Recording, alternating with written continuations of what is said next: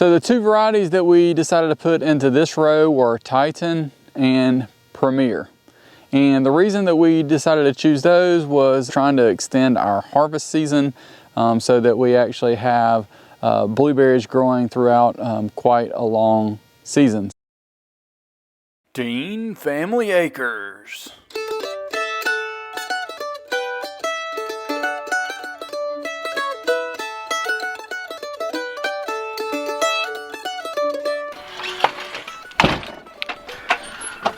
Alright guys, so today what we're going to be doing is getting some of these blueberries that we've got right here up into the upper vineyard orchard area. We're going to put a fourth row, at least going north to south.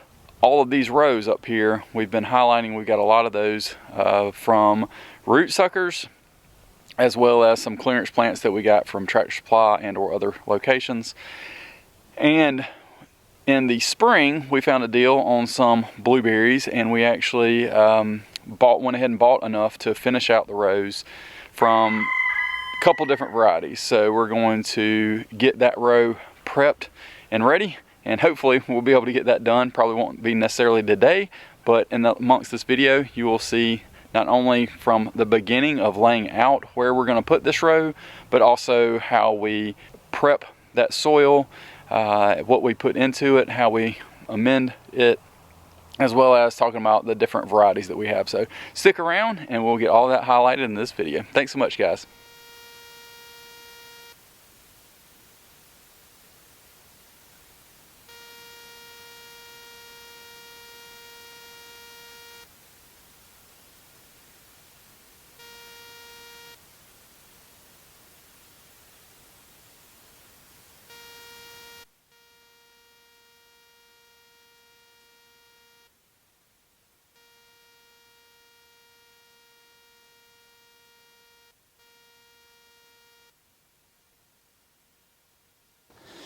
Got the ditch filled in,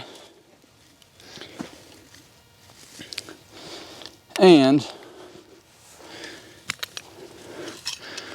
now we can start measuring to see exactly where we need to prep this bed.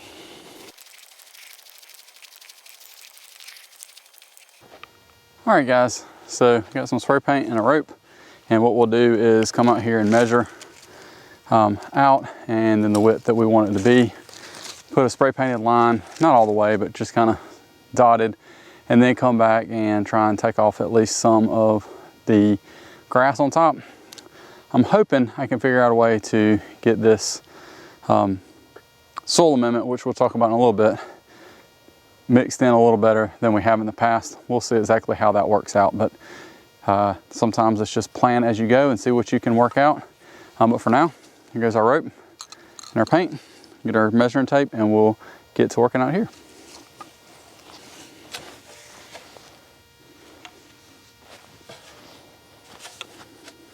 All right, now what we'll do is measure off.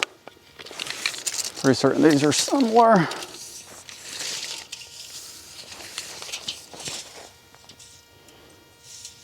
Yep. So about 10 feet from here, over, should be right at it 10 feet from the middle.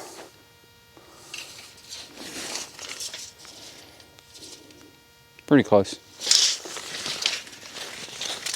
All right.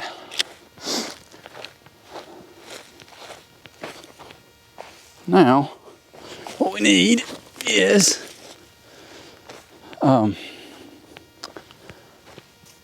to measure out on either side, which a stick or something would make that a lot easier.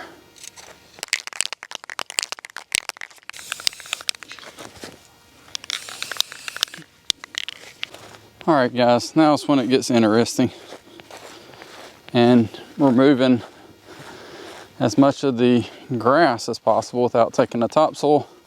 And to be honest, there's not a lot of topsoil over here, so that's what really makes it interesting.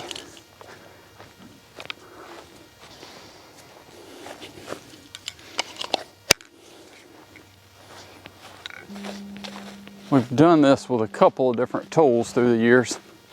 Honestly, the shovel works pretty well. I've also tried to just rip it with the tractor and a potato plow.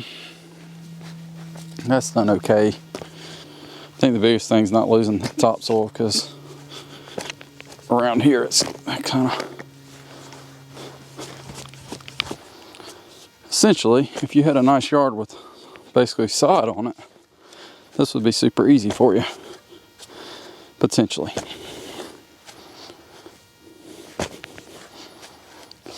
Guys, this might be a little bit at a time job, and I'm really not convinced this is the best way to do it, but I know some of the stick sod, it's hard to keep it out, and then we got some kind of ants that are everywhere. And then you got the voles or moles. Some of those spots, it's like nothing.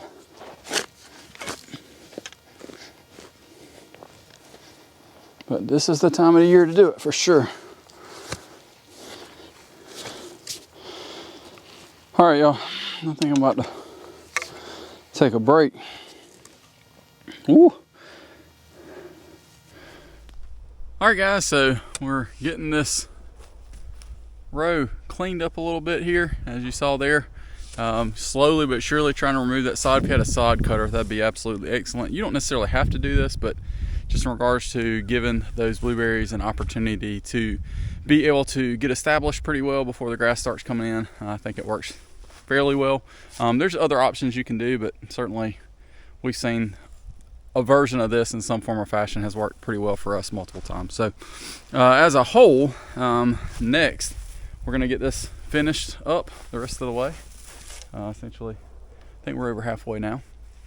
So we'll get this finished up, and then we're going to decide how we're going to mix in some peat and that kind of thing. Still working on those aspects to do the soil amendments, which we'll talk about here in a little bit as you're watching the video. For me, it'll be a little bit more than just a quick video time. So here we go, guys, back at it. All right, guys, so we got the bed cleared up the rest of the way.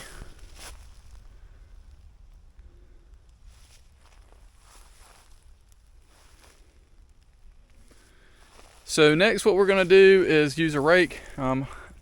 Went back and forth. I thought about trying to see about a tiller. In the past, we've used the tractor tiller, backed up and gone back and forth. You can see the video where we did that right here. It's just a lot of extra. And by the time I get all that hooked up, yeah, I might save a little bit of time, but honestly, blueberries as a whole, typically the roots stay pretty high. So if I can just kind of ruffle this up, at least the main portion, maybe 2 to 3 inches, and then come back with my peat and pine bark soil conditioner, just kind of rake it in pretty good on those top couple inches. I think that'll do really, really well. And then when we pot each individual plant, we'll amend those holes just a little bit as well. So that's what we've done in the past on a couple of these other rows over here, and it's worked pretty well, but I think that's the best option for us now. So I'm gonna get out here, I'll set you all up on a time lapse. Shouldn't take me too long to rake this, I don't think. And we'll get it raked a little bit, and then we'll decide what we've got to do for the rest of the day. That sun is starting to go down a little bit back there, and it's a little chilly today. I think the high today was right at 50, which, you know, I know some folks are laughing at that, but some folks are saying that's very cold, and it's pretty chilly for us in regards to a high. So, but it's been a nice day to be out here and get a little bit done, and we'll be working on getting this raked out a little bit.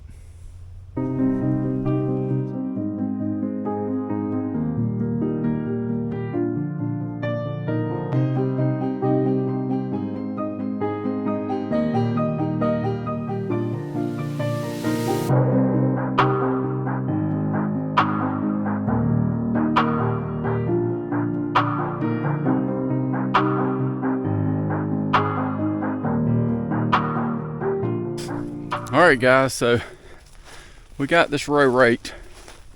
I think we're going to do another day of doing our amendments. We'll kind of talk about that before we get out here and do them, but I wanted y'all to see exactly what we got out here and how it's going as a whole. Looks pretty good, I would say, considering it's all manual labor. There are certainly ways to do this, and if you had a smaller tractor, I think that might be the way to do it, but the size of ours, which is about a 30 horse, it's honestly just too big. The only thing that we've done in the past to do these is two different things. One, we used a potato plow and ran it all the way down to kind of break everything up, and then shoveled the sod off of it. We also at one point hooked a tiller up and just backed up to it and ran the tiller, and then ended up raking, kind of shoveling it back around. Honestly, I'm not sure how much any of it really matters a whole lot. The biggest thing is just making sure you amend, you've got the right pH, and you've got some pretty decent soil. I'm honestly kind of surprised at how good this soil looks, but I also know that just a couple of months ago you could barely dig it. So having this rain certainly helps. And then we're going to amend, like I said earlier, with some pine bark soil conditioner. If you are in the southeast, usually the best place I find that at is Lowe's. Home Depot might carry it, but we don't have a Home Depot really close to us, and I end up finding most of those at Lowe's. And then you want to find peat moss, and that peat moss has a lower pH, which helps your soil get that pH down some. Depending on your time frame, what you're doing, that kind of thing, you could do a soil test and amend the soil, I would say close to a year before. If you do amend, and we have some sulfur that we actually do amend and fertilize with, and also Hollytone is a organic fertilizer that also has some of that sulfur in it as well. But I learned this the hard way, honestly, and just getting feedback from other folks, is that you have to incorporate that sulfur when it's going to be warm. The microorganisms that break that down, which ultimately naturally make that soil pH be lower, they're not active in cold weather. So you got to kind of think about that when you're timing everything. Honestly, peat moss works great, and if you've got clay soil, that pine bark soil conditioner certainly works as well. We'll continue forward with this project, and I'll probably be out in the next day or so to try and get this in. My goal is to try and get this done before the end of the week, so hopefully we can do that. I might need to make another trip for that pine bark soil conditioner. I think I have 1.5 bags, and that won't be enough for this.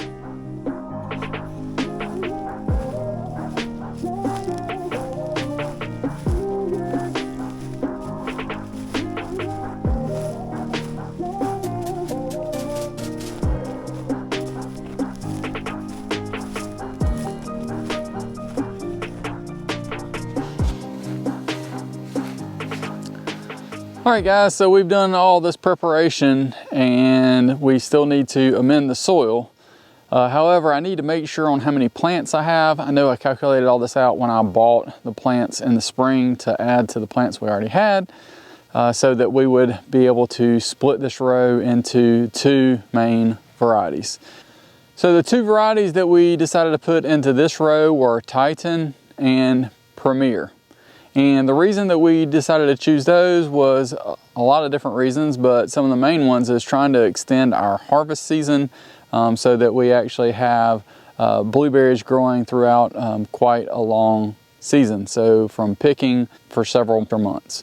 The other thing is always thinking forward in regards to if you have a hard frost or something like that, you might lose a crop if you've got one variety. Also cross-pollination amongst the other varieties that we have. Kind of listing those here.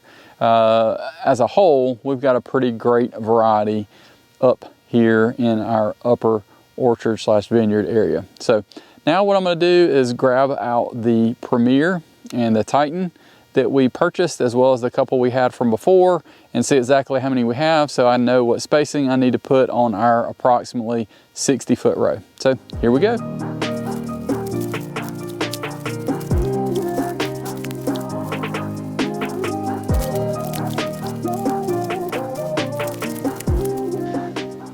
All right guys, you can see here that we have, looks like 7 Premier, these, And I think out of those, I only had to buy one Premier. I had 6, so I was trying to make up that row. And here I only had one Titan, which is the larger one here. And we have 7 of those as well. So we've got 14 plants for this row. We're going to see exactly how that layout's going to be. We'll walk up there now and kind of work through that. And we got a couple other options because I did buy some extras. I'm just kind of thinking forward on some other potential options. So let's walk up towards the orchard.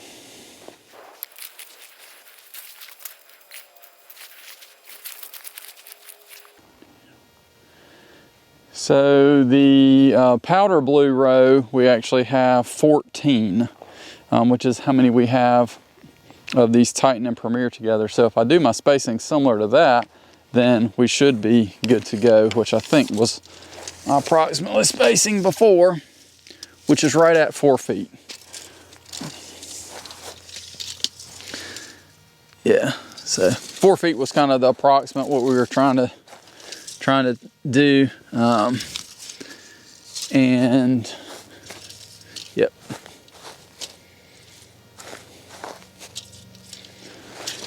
So we can kind of get to thinking through on that, and my goal today, number one, was to do what I just did and figure out how many plants I had and what the spacing was going to be, but also if we can go ahead and dig a few of these holes so that we can work on amending the soil a little bit, and then we'll also amend it on the top side to some extent, but honestly the biggest goal this time in regards to learning from our past to what we're doing this time is just really wanting to get everything laid out, and also just make sure that we mulch really well. In the past we've kind of done pine needles. That works certainly fine, but they go away pretty quickly. So if you can put something a little more substantial, if you have access to some pine bark mulch, then that would be absolutely optimal. Or even if it's, you know, shredded pine or something like that, that's fine as well. Preferably aged if you can get it, would be an option. I also know some folks who do sawdust. That can work, but you just want to be careful about how much you put down. You don't want to completely smother things, that kind of stuff. So just because of how tightly compacted it can get. So let's work on this row and getting our holes marked for our 4-foot spacing. All right guys, let's see what we can come up with here. I'm going to start on the bottom end, and we're going to do that because if we leave the top end open like we've done in the past, then that way we will be evened out. And down here on this lower end, it kind of get a little bit off because kind of think about your spacing, but as a whole, I think in general we've kind of gone anywhere from 1 foot to 2 feet. That one's 2 feet. That one's about 1 foot off the end. I'm gonna go 1 foot. I think that'll be.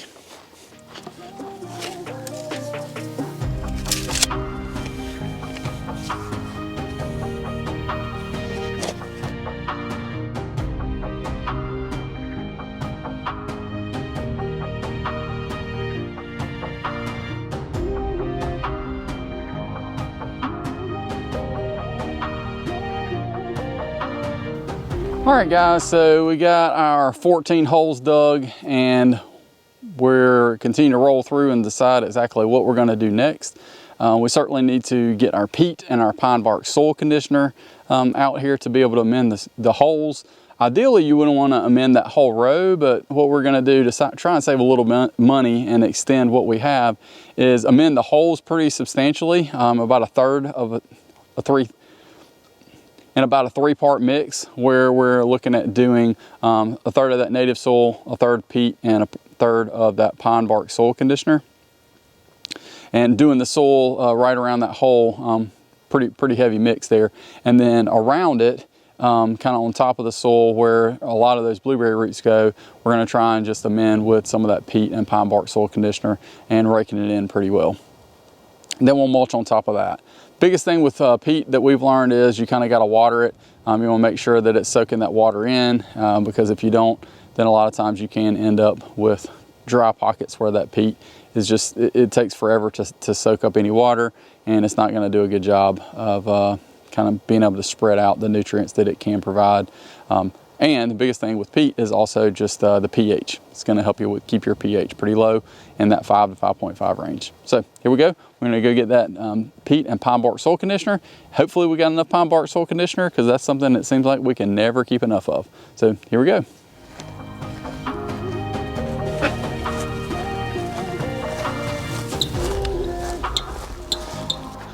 For many of you who follow our channel consistently, you know that we're trying to be as frugal as possible. And one way we do that is by kind of buying things ahead of time when we see them on sale and or at a major discount. Well, I actually went, and almost every time I go to our local Lowe's big box store, I check for that pine bark soil conditioner if I'm driving one of our vehicles that can handle a busted bag. And I oftentimes check for sphagnum peat moss. You might ask, man, isn't sphagnum peat moss kind of expensive? Yes, it actually is, and has increased dramatically in the last 5 to 10 years for a lot of different reasons. However, you can find these things discounted. If the bag is busted, usually it'll be half price. Sometimes I've actually gone and they had a busted bag, and it ended up being half of the busted bag price. I don't know how in the world that happened, but I got a bag that was like $6 here a couple weeks ago, I think, or months ago now. I think it was this bag here with the plastic on it. Again, ways to save at your place. Don't think I can't afford to do that. This is all I can afford. Shop around. If you can save in one area, maybe you can splurge on something else, especially if it truly makes a difference in what you're trying to do. We had this conversation with someone here in the last week when they were talking about rooting fig cuttings and that they were using their own soil mixture. You're happy to try. We tried that for a couple years, and it's just worth it to use the correct Pro Mix. So we'll get going because the wind's getting kind of crazy out here, and see what we can come up with. A couple years ago when I was doing this, I started mixing it up by hand, and I'm pretty certain there was something in it. I don't know if it was in the pine bark or what, but my hands got poison ivy or something. So we'll definitely be mixing this up with a shovel from here on out. I mentioned this earlier, that you want to try and wet the peat, because it will oftentimes not integrate very well if you don't. So we'll get the hose going here in just a little bit.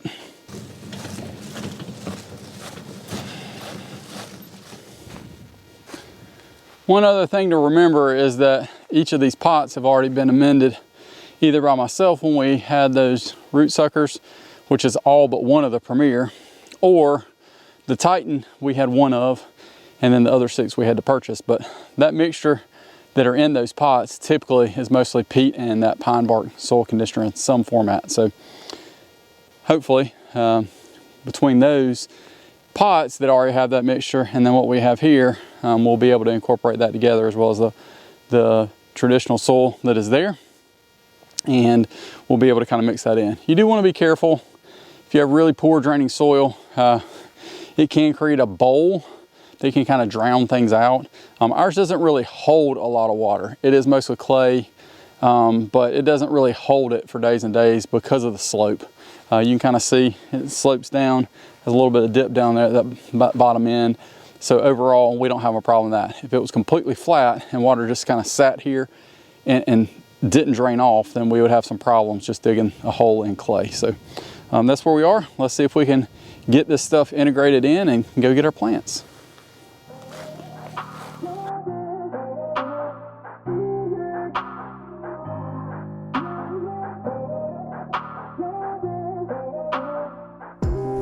Alright guys, so we got our row set up here for the blueberries. Everything is amended. And check this out. You can see we've got all 14 holes in. Things are looking really, really good. Got our sphagnum peat moss and our pine bark soil conditioner amendments in. Looking pretty good, guys.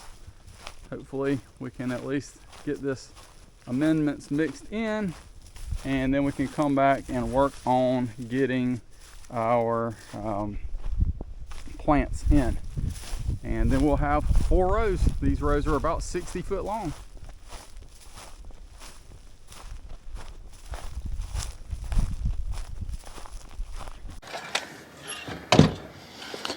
All right, guys, so we're out here today, gonna finally get some of these blueberries in the ground, and then we can start working on a couple other things. But that's what we're gonna work on today, is actually getting the Premier and the Titan in the ground. So looking forward to that, and we'll walk our way up there. Whoop.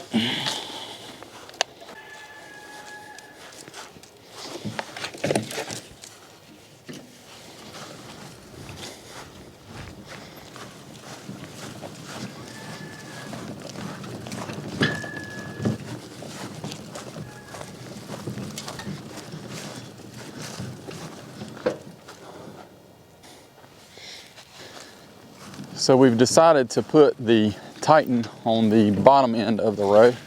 We're going to put these Premier on the upper end.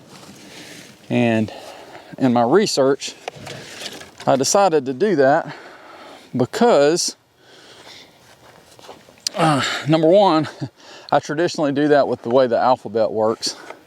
I don't know why I do it that way, but that's just what I do. So P comes before T. So that's essentially one aspect of it. Another is, put this one down here, it's a little larger. Just ripening and that kind of thing. The Titan are a little bit larger, but I believe they ripen later. So that's the other reason. We switch these out because we bought one Premier, and then all the rest of these will be the Premier from our root suckers. That way I can kind of keep that straight a little bit on what's going on in this row. So Premier on the upper 7, we left space for essentially 2 at the top of every single row.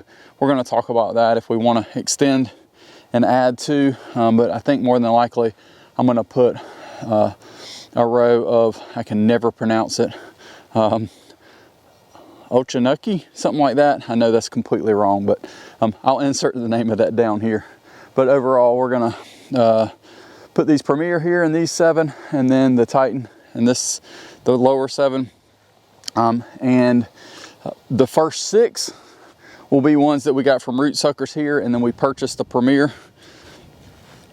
And then on this Titan, the first 6 will be ones that we purchased, and the last one, that's the largest one, will be the one that we got from root suckers. So that gives you a general idea of layout, and for my memory in regards to exactly what we've got here. Now I'm gonna glove up, just because I kind of mentioned that yesterday when we were out here. I'm gonna try and do that for the sake of trying to make sure I don't end up with some kind of rash on my hand. Last time I was mixing plants / pots with this pine bark soil conditioner and peat, it ended up, I got a rash on my hand, which I'm pretty certain was poison ivy, and it could have just been from pine bark shavings or who knows what. But gonna prevent that today if at all possible, and we'll also amend any more that we need to. But yesterday we dampened this, so that's why it's kind of sunk down just a little bit. I'll kind of walk y'all through just to see what that looks like before I get started here. That glove's not gonna do a whole lot. Good thing I brought a spare. I'm pretty certain this might be something on my Christmas list. Some medium latex gloves here. So slowly but surely work down the road here, and we've got our pot here. This one looks like it actually might have some lettuce seed in it, which is kind of funny. But let's unpot this, and then we'll see exactly how we're looking. Again, these first 6 on this row were ones from our root suckers, and I know I always like to see how the roots are doing as a whole. Looking pretty good, considering this was just a single stalk with some some roots coming off of it. And our mixture here looks good and damp. We'll always water these in once we come back. You want to get your height right, break up your roots just a little bit.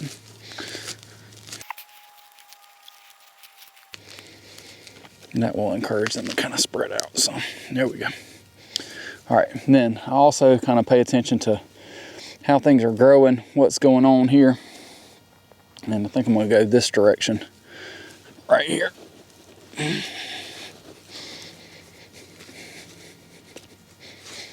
In my opinion, it'd be better to plant these a little high than to plant them low.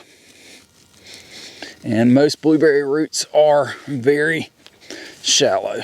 So just gotta think about that as you're working to amend the soil. Again, a little bit of peat on top. And I did buy more pine bark soil conditioner last night. As a whole,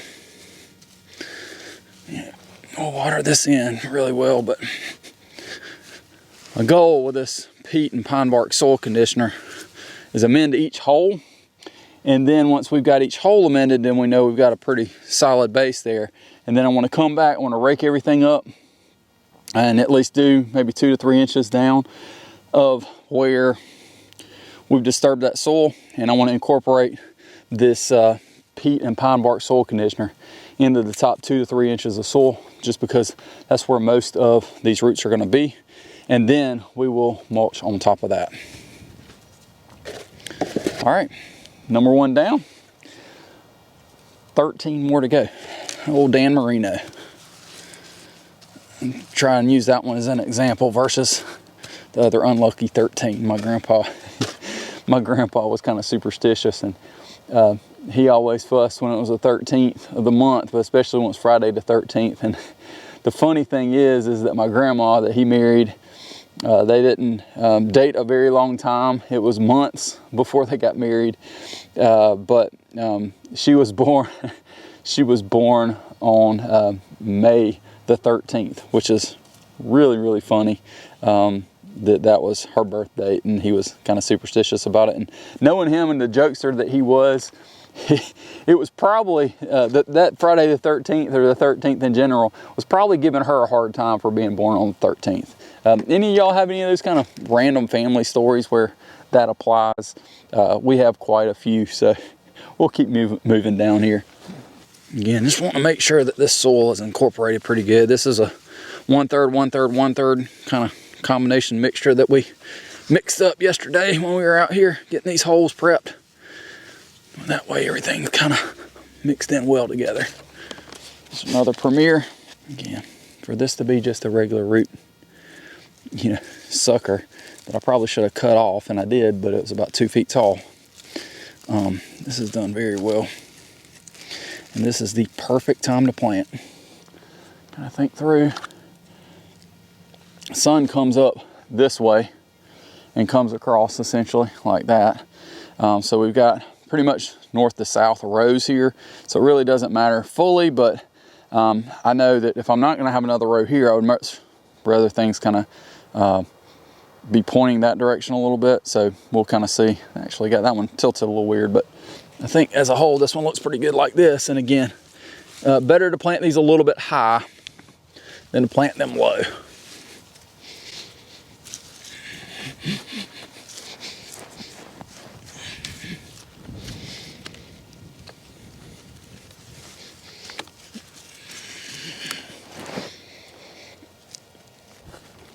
Again, just gonna incorporate this by hand today pretty well. This is that peat, pine bark soil conditioner, and then about 1/3 of the native soil. Just want to kind of mix that in. I kind of did it with shovel yesterday, but ran out of time, and then I don't always wear gloves, but today I am.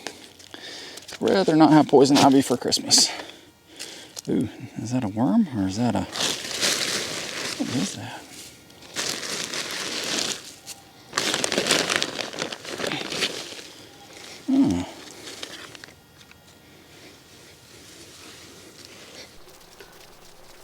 As we wrapped up planting these Premier and Titan, we also incorporated some pine needles, and we decided to do pine needles to be able to kind of separate this wood chips from chip drop and it not being directly on the soil. Those chips from chip drop are about a year old now, maybe like 8 or 9 months, something like that. And I know they're still decomposing, but I figured that putting that pine needles down would be our best bet. As you can see here, got a Premier, and we've got a good setup going in regards to all these Premier in, and the Titan got wrapped up a little bit later that day. Really appreciate you guys watching. I know it's been quite a long video, but hopefully this has been a full-on how-to of blueberries, especially if you're wanting to plant a row in your small backyard orchard. Thanks so much, guys. Y'all have a wonderful and blessed one.